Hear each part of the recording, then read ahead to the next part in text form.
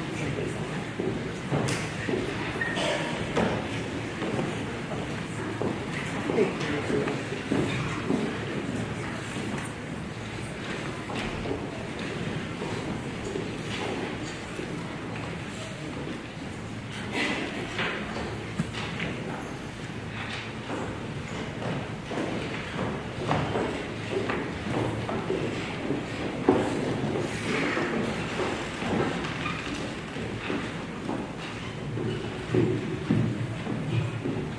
as I mentioned in the program, it's a real, I think it's a really important thing for us to celebrate and explore the music of the past. But it's also important for us to remember that we are part of a living art in which people like my colleague and friend Phil Spencer are still creating beautiful and exciting and interesting new music for us to explore and to share. And so Phil works at Joliet Junior College, and we are junior college colleagues in Illinois. We participate in a professional organization, ACA, American Choral Directors Association. Through that, got to know Phil a little bit, gotten to enjoy some of his fine compositions. And the piece that you're going to hear us perform of his tonight is one that I heard his choir do, and like most musicians, you hear things, you get excited by them, and then you try and do them yourself and experiment with it. So I asked Phil to just come up and share a couple of ideas about his own music. We'll perform the piece by Davis first, and we'll follow it right away with Phil's piece. But why don't you come and tell us a little bit about it before we perform?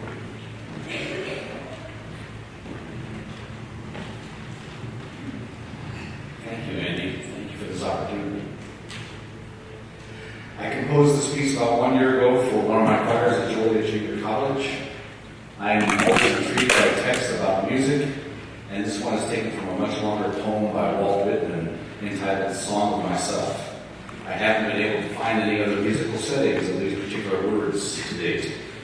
The piece is in 3 very concise sections. In fact, it takes less time to sing the piece than it does to talk about it. The refrain, which begins the piece and is repeated 2 more times, consists of vocal lines with many large, ascending, aspiring intervals on the words, I hear the sound I love, culminating in the words, the sound of the human voice, sung the second time a cappella. An exuberant rhythmic piano accompaniment otherwise supports the voices in this first section. The second section includes the words, I hear all sounds running together, combine, fuse, or follow. It begins with a double canon or round, with alto and bass repeating one theme at the octave, and soprano and tenor repeating a second theme at the interval of the 12th. These 4 contrapuntal lines layered together over the piano are meant to illustrate the words running together. Following all of this hectic activity, the words combined and fuse are set in a series of increasingly compact chords, concluding with the word following as a 3-note motive in every voice, but with slightly different intervals used each time. As singers, we often follow each other, but we retain our individuality as well. The third and briefest section is just a single phrase, now I will do nothing but listen. Each voice sings a simple C pitch as an ascending and descending octave, the most basic and elemental thing a singer can do. But the piano adds an element of uncertainty by inserting an F sharp in between the C's to create a series of tritones called the devil in music. In other words, should our response to hearing the human voice in song be merely to listen appreciatively or to join in the singing? Ask Andy or any other choral director if you were in doubt about the correct answer. So, again, I want to express my sincere gratitude to Andy and to all of you singers for programming and performing I Hear the Sound I Love on this marvelous concert this evening.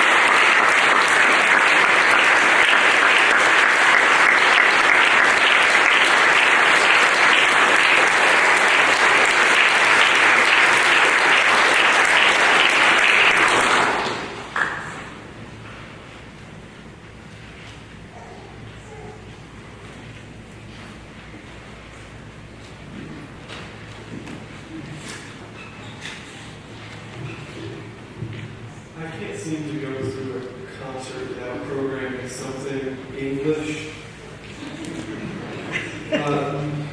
So the Dahlias, even though his name, his music doesn't sound very English, he was English. But this music sounds English as well. So these folk songs are really fun, and I enjoy taking things that don't really belong together and kind of making new stories out of them. So if you read the program note, it's supposed to kind of tell somewhat of an ill-fated love between these two characters. So at the beginning we hear about the woman who can't quite say what's on her mind because she's afraid of rejection. In the second song, things seem to be going okay until he is sent off to sea, in which he gives her the not too assuring idea that if he ever comes back, then they can get married. When she asks if she can go with him, his reply is, no way. And that led me to think that maybe he was looking for a reason to go. So the last song, Bobby Shafter, is pretty about kind of its culmination. So a really fun set of 3 songs. I hope you enjoy.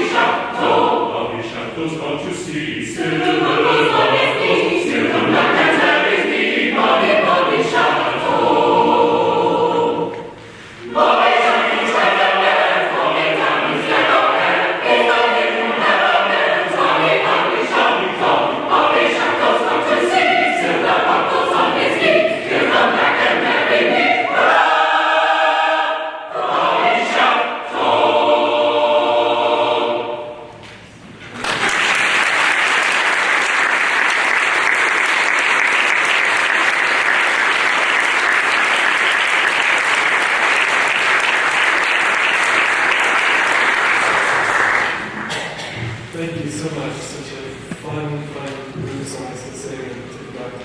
So we're going to invite up the band. I heard Phil's choir sing I Hear the Sound I Love in April, and I went up to him and said, I really like the song, I'd like to do that. And he said, well, if you're going to do that, can I come down and hear it? I said, well, yeah, if you're going to come down, why don't you play the piano? If you're going to play the piano, it's stuff Phil taught. But Phil is also a really fine jazz pianist. So this kind of came together in taking another idea for Phil, which was this piece. He had an arrangement of it. I did some adapting, and this is our version. We do have several featured performers. Adam Hickey is going to play some trumpet. We've got Andy Nates on bass, Connor Baltz over there on percussion, and Phil. And our featured vocal soloist is someone who always seems to get solos at no-name Chorale concerts, so I don't have to change things around. That's Aaron Coughlin, a really fine singer. So, this is a real departure from the rest of the music we've performed, but we hope that you enjoy this change of pace.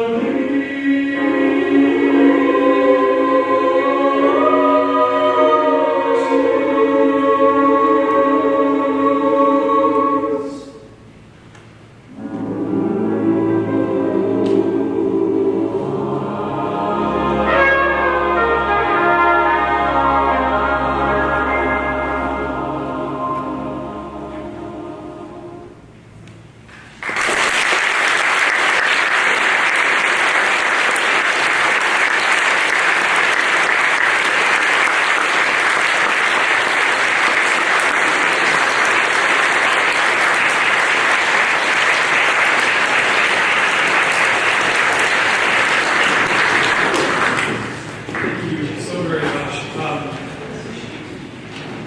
Every time I've done this conference, the real experiment, as I mentioned, we come together just for this week for a couple of rehearsals. We're always inviting and incorporating new singers, so it's a bit of a gamble all the time, but every time it seems to pay off, and it pays off because we're inviting more people from our musical community into partnership, and we're sharing with you as well. None of these people are getting paid to do any of this, and most of them usually get paid every time they open their mouth to sing or play. And that is a wonderful act of generosity, of spirit, and for what we do, for our art. I think a lot of these folks, like myself, really enjoy the opportunity to sing for you and perform, but we also enjoy the simple act of being together and making music and learning and growing from it. And I've been thinking a lot about the ways in which this budding thing, the Dominion Chorale, what it can stand for and what it can mean. And I hope that it means great music, and I hope it means community of us, the folks that do this stuff, and community you, the folks that live in our community, want to come and listen to it and share with it. And in that spirit, I would like for us to make an offering, not to us, not as some kind of response to the musicians that we've heard, but to a worthy organization in our community that does work that feeds people's stomachs, where we're trying to feed sort of souls and spirits. There's an organization called the Belleville Interfaith Food Pantry that I've done concerts for, in which we've done offerings and done those kind of things. And so what I'm going to ask you to consider is that on your way out of the concert tonight, in lieu of what you might have spent to go to a concert in which people provide this kind of music, or maybe provide something that can help put food on someone's plate, and that we might be a part of making that happen. So on your way out tonight, there'll be folks at the doors there to collect, and any donations that you make will not go in my pockets. They will not buy sheet music. They will not, put gas in these people's cars who drove here to share this music with you. We will simply go to try and help people in our community who maybe don't have a voice and don't have what they need. So I want you to consider that on your way out. We are going to conclude with the most complex piece on the program. It's a piece that I've loved for many, many years, and I wanted the opportunity to share it with these singers, and we are going to dive head first into Frank Martin's Sanctus. It's a gorgeous and wonderful piece of music that offers so many rewarding things the more you listen to it. So if you're intrigued by what you hear, I encourage you to go find more music by Frank Martin, specifically the other movements of this Mass. Can't thank you enough for coming out.